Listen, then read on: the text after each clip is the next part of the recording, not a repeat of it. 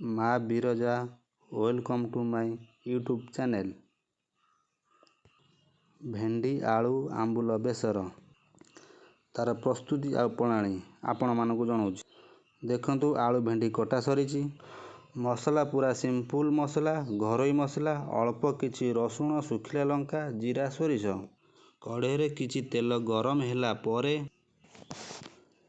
ସେଥିରେ ଭେଣ୍ଡି ସହିତ ହଳଦୀ, ଲୁଣ ପକାଇ ଭାଜି ନିଅନ୍ତୁ।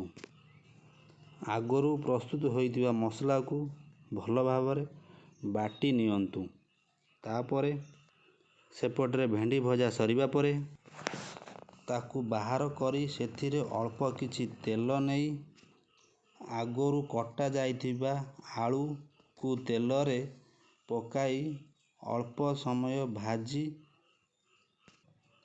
ସେଥିରେ ମସଲା ପକାଇ ସେଥିରେ ହଳଦୀ ଗୁଣ୍ଡ, ସ୍ୱାଦ ଅନୁସାରେ